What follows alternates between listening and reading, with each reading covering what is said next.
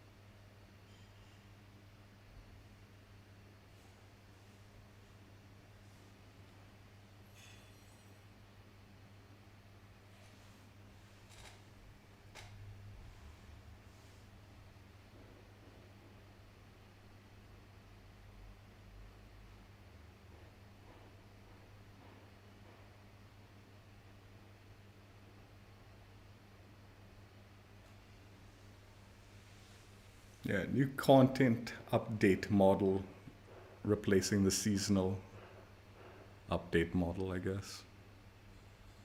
But yeah, it sounds like weekly challenges and ultimate challenges are still going to be a thing.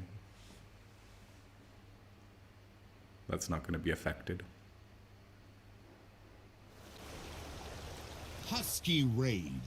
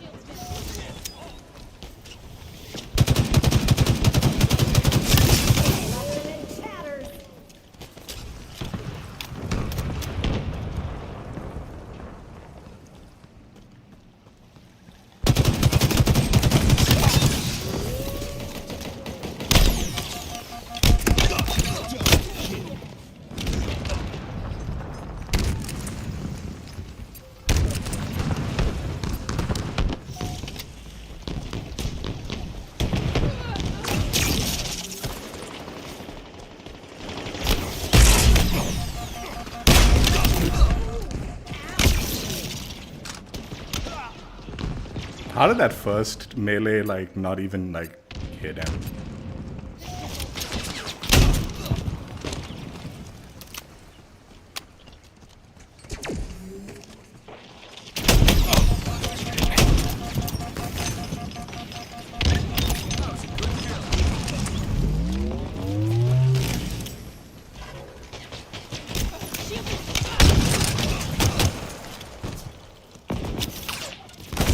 Our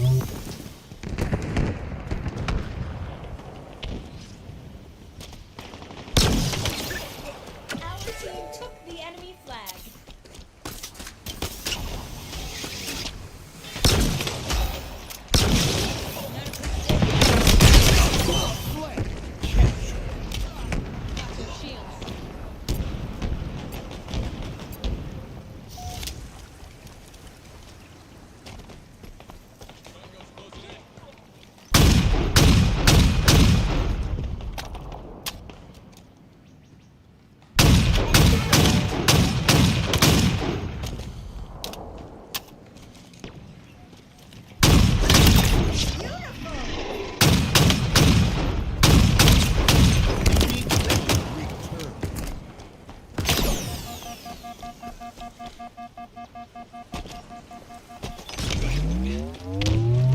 Our team took the enemy flag.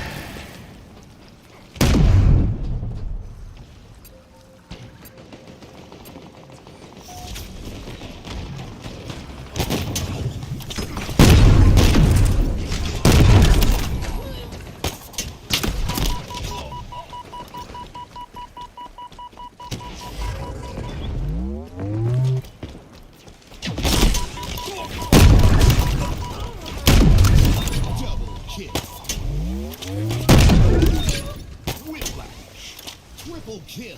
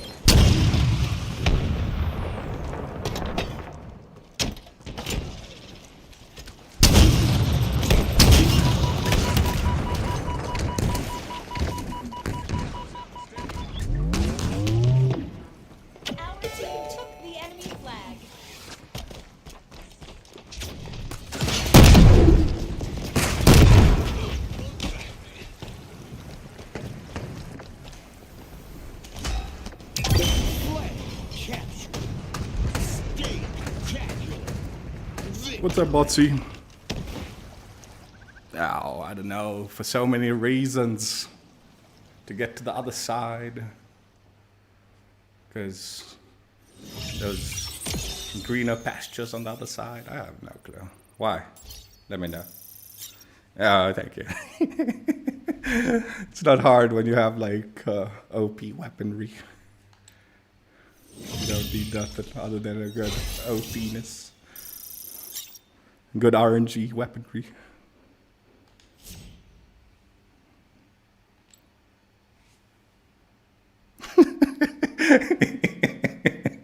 Yeah, and then I tried to grab the flag because I was like, I'm not playing objective. Should have just kept on slapping them, honestly. Demon Speed Ultimate Challenge completed. No, I didn't. I didn't play MW3 ranked. I'm not gonna. Not interested. Too many hackers in the game at the moment. Not looking forward to seeing what that brings about.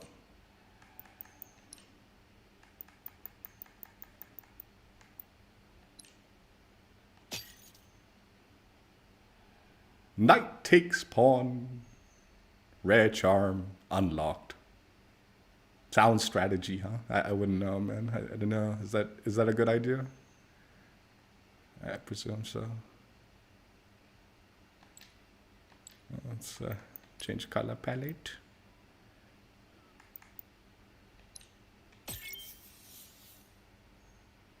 No, I figured as much, man. I figured as much.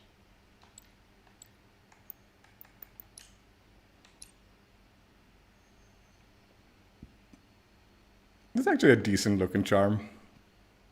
I wasn't like a huge like fan of this like whatever chess theme that they went with this season so heavily, or at least somewhat heavily.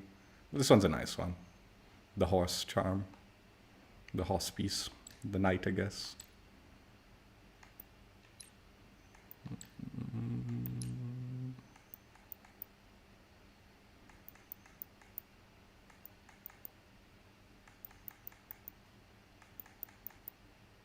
God.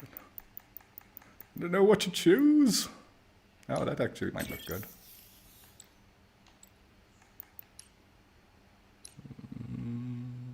I actually might use that. You know, dude, I was saying I'll never use these chess pieces.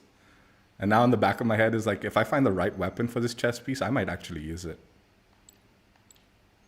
Let's see, what would be the right weapon for the chess piece? I wonder.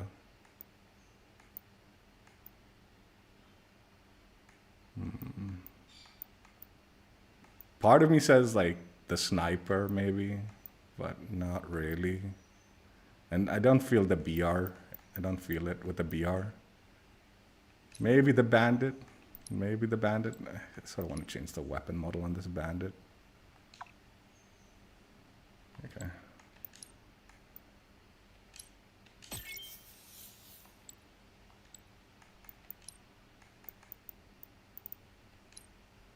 No, it doesn't look good the way it sits on the bandit. Leans upwards. I don't like that. I kind of wish it was sideways too, not forward facing. It does look good with this green. But again, I don't like the way it sideways, I mean, pushes upwards on that ledge, on that edge. Not really feeling it on any of these weapons. Maybe the shotgun? Man, I wish I knew chess better. Like, what exactly the knight, what its, like, abilities are, I guess. And what it would relate to weaponry-wise.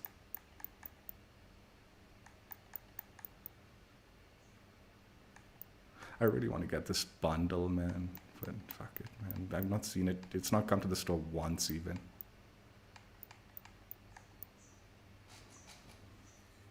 The shotgun. Yeah, the shotgun might be a good idea. You're right. But then I need to also find the right color combo with it.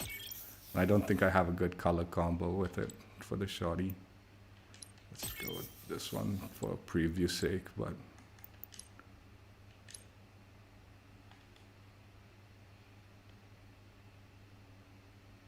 I do wish it was sideways, not like forward facing. So you could get the sideways profile of the chess piece. I think forward facing is kind of like, you don't really get the full like detail of this chess piece. And again, I don't like the way it's sitting. Like it's leaning upwards because of the things it's like bumping on that thing. Oh, that actually might look good.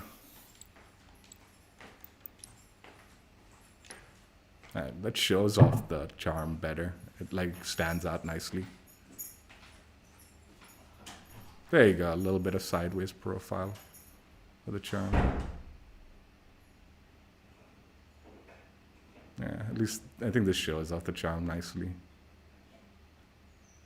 It also looks alright. I'll just keep it on the shoddy for now. I'm not. I'll probably replace this. This is not a permanent stay on the shot. Now, see when I look at it like that, it leans upwards, and I just don't like that. I just don't like the way it leans when it's just standing straight. I probably won't use this. Whatever.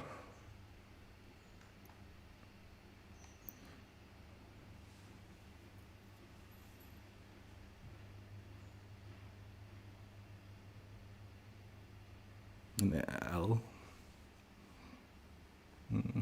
I don't know how that applies to like weaponry. I guess shotgun. Shotgun would make sense for an L movement.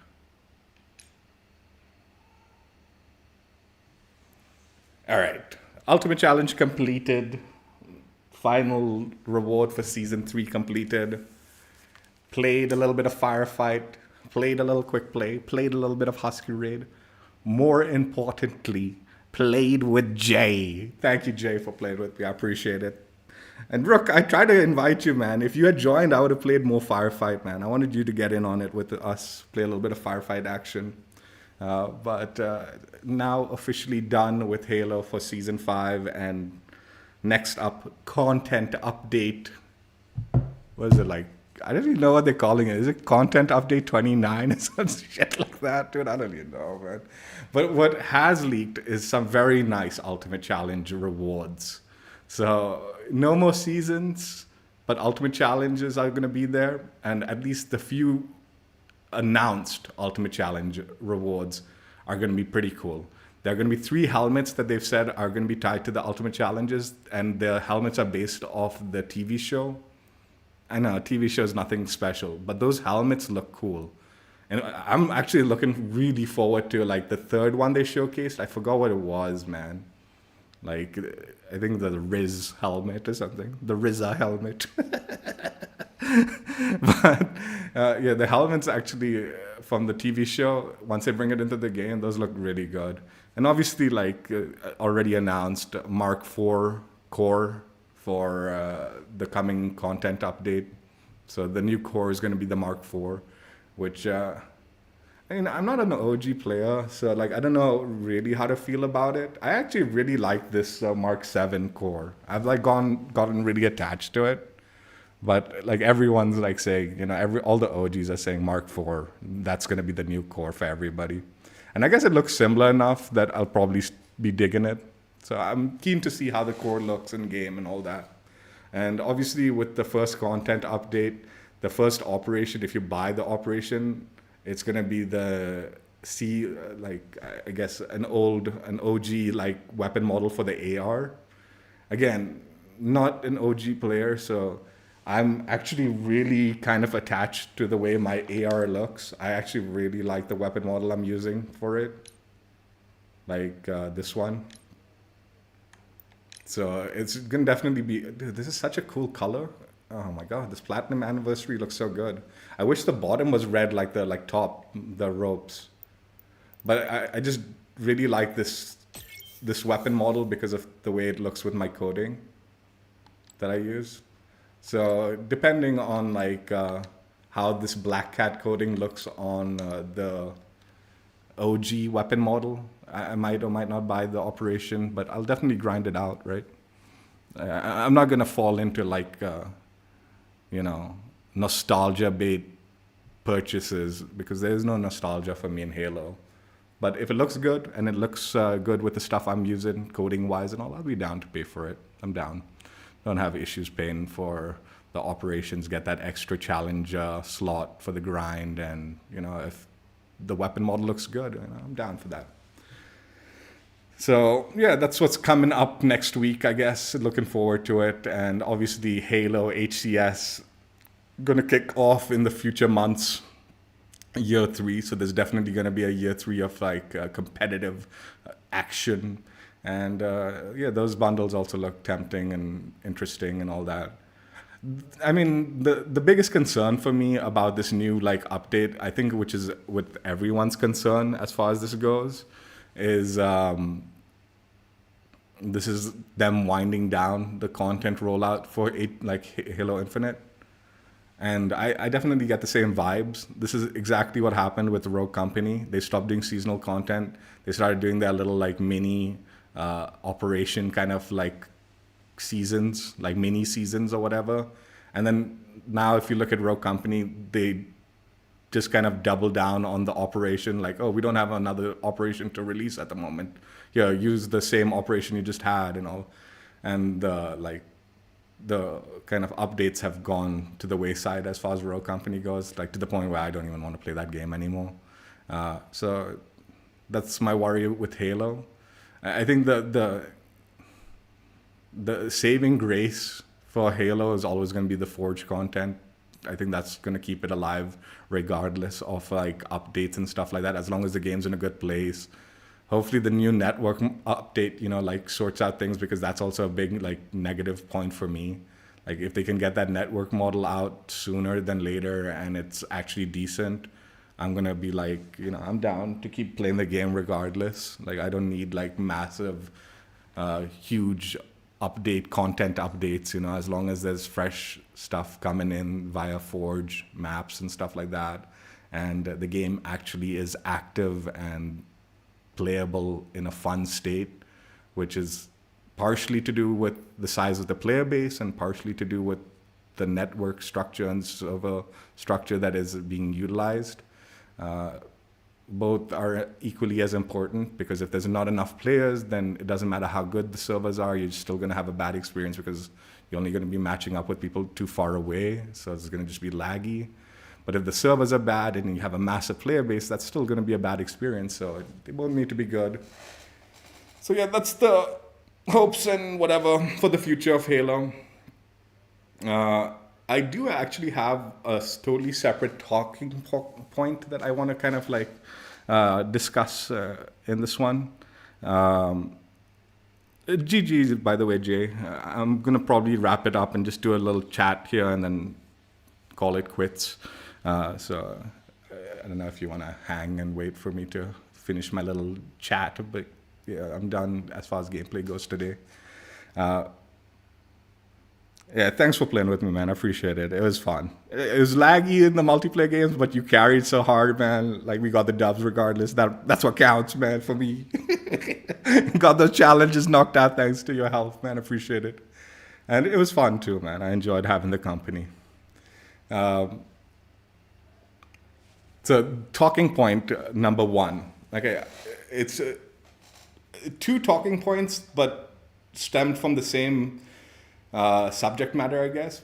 So this is a Battlefield content creator I was watching, and I enjoy his content and all. I'm not going to call him out or anything because I do disagree with his opinion in this one, so I don't want to call him out. But he is partially correct, but I also disagree. So the talking point was floating around in the Battlefield community is, does KD or OBJ, objective, matter? Which one's more important, right? Does your KD matter or the objective, and why? And I've actually taken some notes down so I don't forget what I want to talk about in this one, because this is a bit of a, I want to give my hot take on this one as a casual and not a pub stomper, and not, usually I'm like breaking even at best, sometimes in the negative. So you can imagine which side I pick. I think,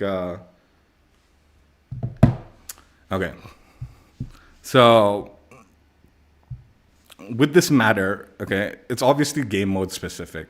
If you're going to be talking about something like TDM or Slayer or something, then obviously KD matters. I mean, that is also by definition in those modes the objective, right? So it's kind of a mute point when you talk about those.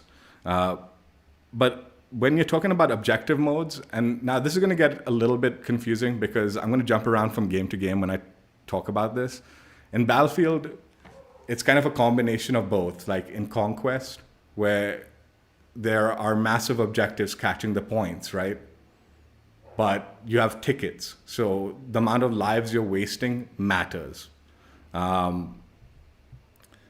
Whereas some modes, like something like Hardpoint, right, in Call of Duty, or maybe even something like Oddball, right, in Halo, those are heavily objective modes where it doesn't matter how many times you die.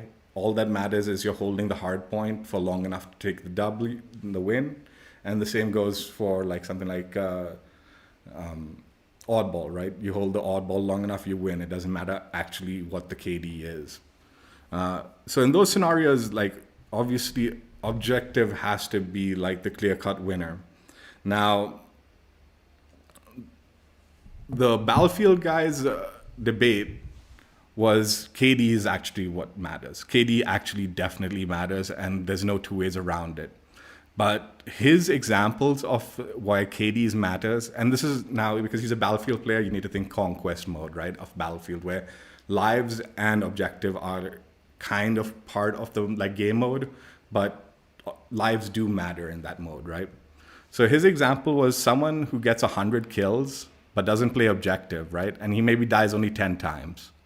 That's a huge deal in Conquest because that's 100 tickets that you've removed from the enemy team, and hence KD matters. Whereas someone who's dying a lot and he might be playing objective, yeah, you might have played the objective heavily, but if you've died like 100 times and only got 10 kills, you've lost so many tickets for your team that you're being a complete detriment. Now, my issue with this concept or this example is these are two extreme cases.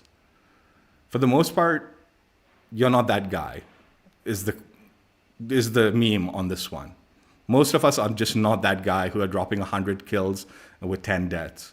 Most of the people playing KD we're talking about people who have either like a 12 kill to 10 death, and they're still playing KD and not objective, right?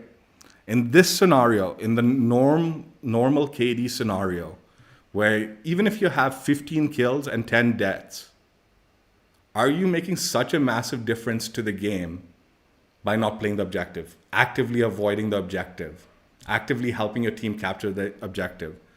I would argue the person with 12 kills and 10 deaths not playing objective is being a complete detriment to the team because he's playing his KD in comparison to the person who pushes the objective and has 9 kills and 10 deaths. So the 9 kills and 10 deaths, he's in a negative KD. He's not playing his KD, he's just gone negative. But not by that much, but because he's willing to play the objective, he's being more supportive and more helpful towards the team. So obviously in extreme scenarios, when you look at like 100 kills to 10 deaths, yeah, that's obviously going to be helpful. Someone who's slaying out heavily is obviously going to be helpful to any game mode. But again, this falls apart in multiple scenarios. There's times in like Call of Duty where Hardpoint, for example, if you're slaying out like crazy, you're dropping massive kills, maybe even streaks and stuff, but you're playing the opposite end of the Hardpoint. So your entire team has to, like the way spawns work, don't spawn close enough to the Hardpoint to actually be able to play the objective. You're being a detriment to the team. And unfortunately, like in my case in like Call of Duty, often like I will do that sometimes because I don't really care about objective. But in the back of my head, I do understand the fact that I'm being a detriment to the team by going for kills in objective modes. And yeah, again, if the guy is absolutely tearing the team apart, that is going to help. But when you break down more norm and more realistic numbers, even if you're tearing the team apart and you're like 25 for 18 or something, right? 25 kills for 18, but you're playing the opposite end of the hard point. You're not being, that's a detriment. That's 100% a detriment to the person who's been sitting on the hard point the whole game and might be like 8 and 25, right? That's just facts here. Okay, when you look at extreme scenarios, yeah, KD matters. But more realistic scenarios, they just don't. It doesn't matter in an objective mode. The other thing that I do want to like bring up as far as KD goes is there's also like the alternate scenario where someone could have a 10 KD, but he might be sniping. And let's put this in like battlefield scenario here. He's got a 10 kills, 1 death. Absolute baller like KD right there, right? But he's maybe just camping the enemy hard like capture point. So he might be really close to the enemy capture point, but because he's sniping, he's not going anywhere near it.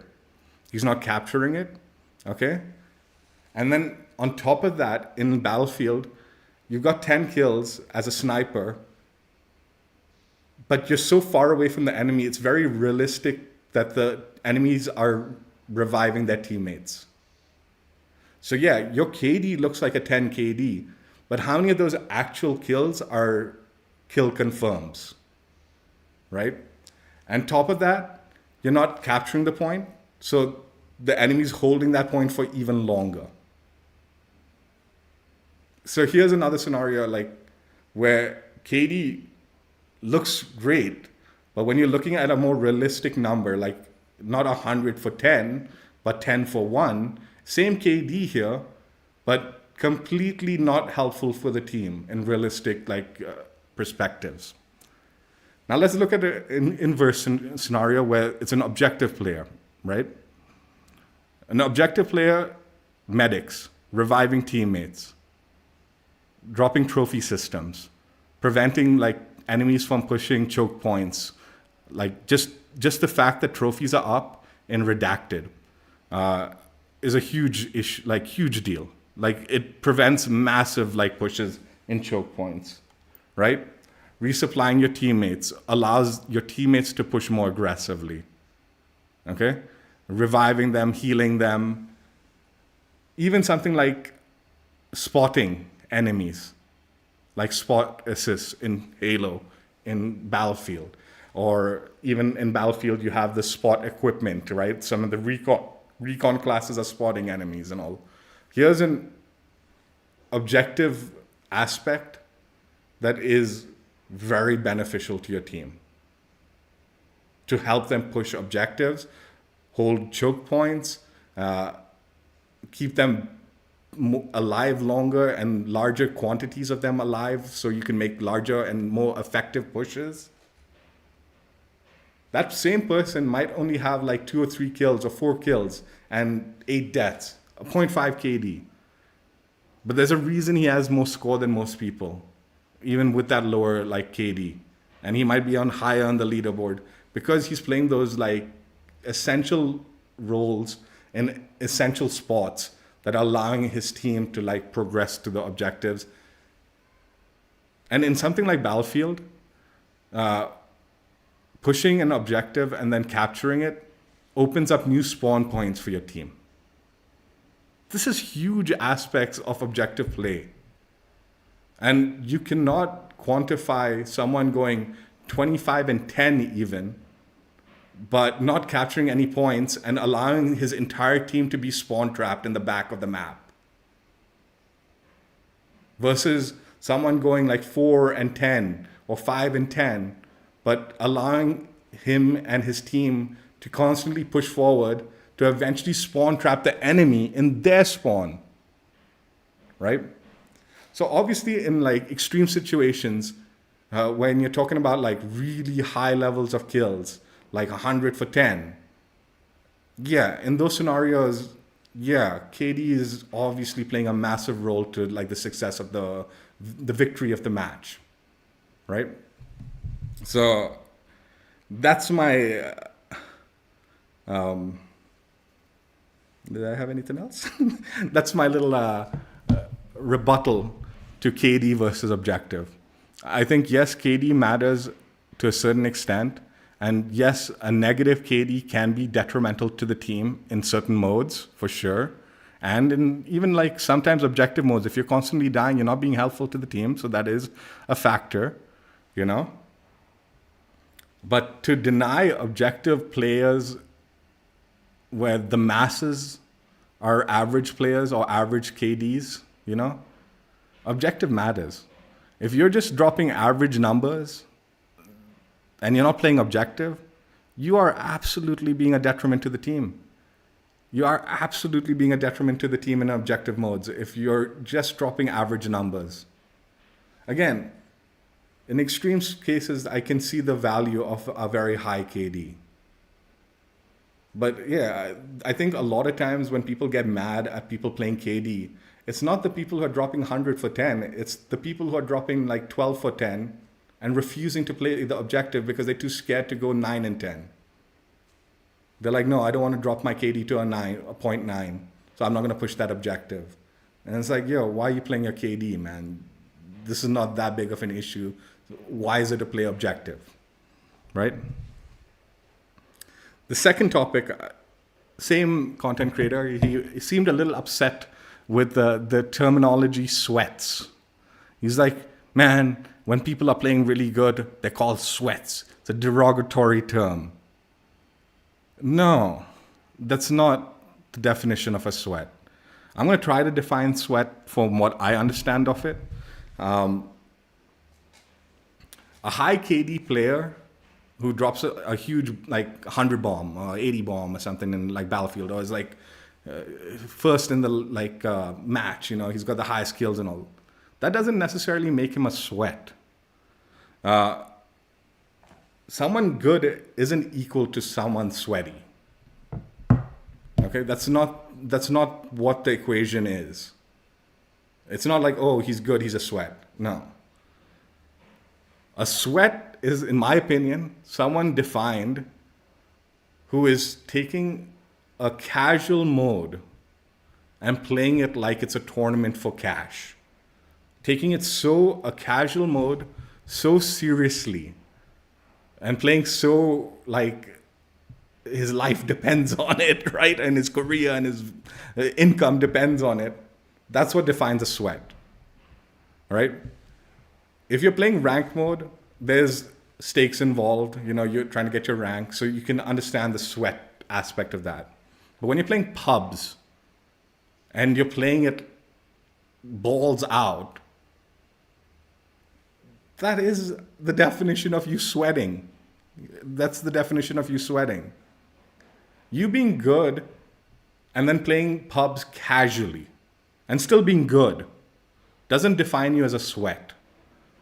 What defines you as a sweat is when you start taking that casual mode and trying to like do pro everything, like play like a pro. It's like going to a pickup game of basketball and treating it like you're in the NBA.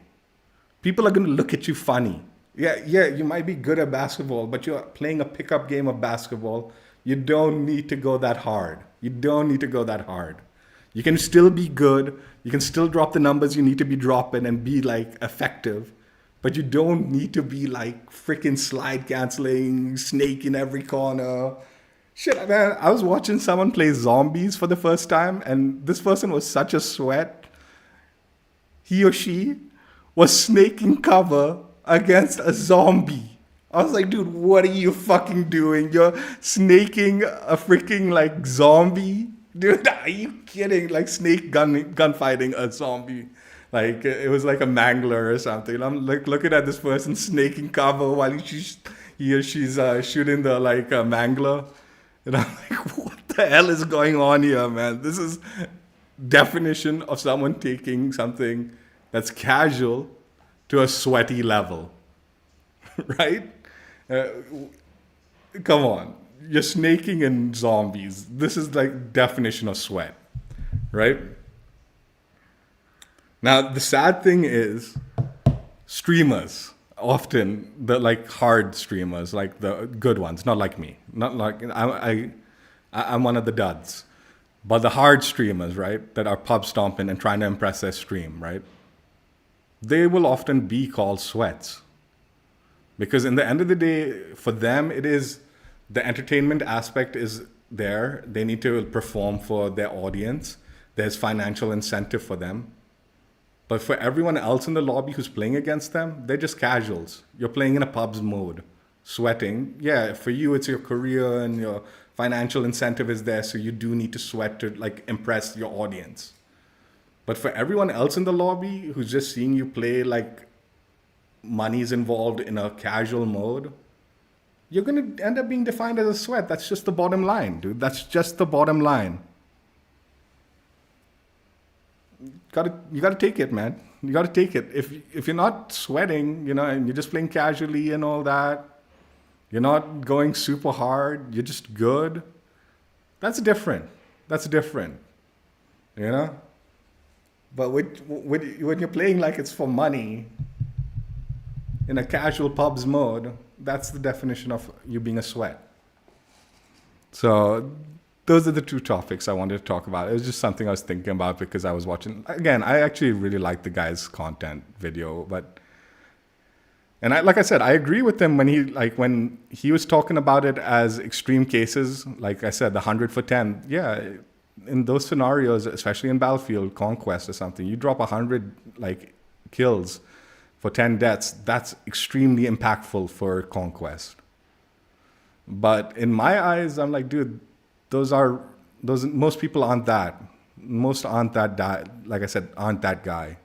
Most people playing their KD are like the 12 for 10 KD that aren't playing objective, even simply because it means they might go 9 for 10 instead of 12 for 10. And in those scenarios, like, dude, are you serious? Does KD really matter in that scenario? Probably not. It would have probably been wiser to help your team push the objective. Maybe die a few more times, but at least you're helping your team push that objective and capture it, and then eventually your team can spawn there and push further objectives and be more aggressive and stuff like that, right? And like I said, sweats. You're playing casual mode like it's for money. Even if it is for money for you, you're still in the casual playlist, Unfortunately, in Battlefield, there is no ranked playlist. So like casual or whatever, if you want to sweat, it's all the same mode. So you can't really like define it so simply in Battlefield. But most games like COD and Halo, they have their ranked mode for sweats and the casual mode. So when you see someone playing the casual mode like it's ranked, like, it like I used to play with this girl in Vanguard in ranked mode, like a girl and some other guys and all that, like they were grouped together. So we used to play the ranked mode together a few times. And I always found it so amusing when I'd play with her in pubs and she'd be making call outs like, the guy's here, the hard point, we need to go for the hard point. There's 2 on the hard point. This guy's on this spot and all that. And yeah, that actually in a competitive setting, call outs and all is very useful. It's very good. But in pubs, that just suddenly becomes really like hilariously like over the top. It's like, yeah, you were playing pubs, man. You don't need to go that hard with it. You don't need to make them call outs because it really doesn't matter that much. Anyway, that's it for now. That was just what I was thinking about. I do think KD matters to a certain extent. But I do think objective is similarly important for the bulk of people. I think that's just the bottom line. Yeah, I think actually oddball is a strange mode in Halo, because you really do have to make that decision, right? Where if you're playing the objective and you're holding the oddball, you can't really play your KD. You just can't. If you want to win oddball and you're the objective player, you're the one holding the oddball. Yeah, you can get a few kills. Yeah, you can be effective. You can drop the ball, get the kill, hold the ball, and all that, and be effective. But you can't play your KD, right? You're playing the objective. You rely on your teammates to protect, and I guess they play the KD, but if they're not protecting you, then they're not playing the objective. So yeah, I think it definitely applies differently for game modes, games. I think something like, I don't play Overwatch enough, but maybe something like finals. I've been playing finals, right? Does KD matter in finals or objective in something like that, right? Where the mode is very heavily, like, especially like quick cash, right? That's very heavy on the objective mode. And if you're just playing your KD and you're not helping your team and all, and also the way the game is made, it's made so there's healers and stuff like that, similar to like Overwatch, right? Is objective more important in Overwatch, or is KD more important? And there's got to be a fine line, right? So yeah, that's my thoughts. Hope you guys enjoyed. Check out my old streams if you haven't already. And next week we will be on Halo's new system as far as content rollout goes. So I'm looking forward to that. Jay, Slayer, Rook, and Botsy, thank you for stopping by. And Jay, thank you again for playing with me. I appreciate it, like I said. Hope you guys enjoyed. Check out my old streams if you haven't already.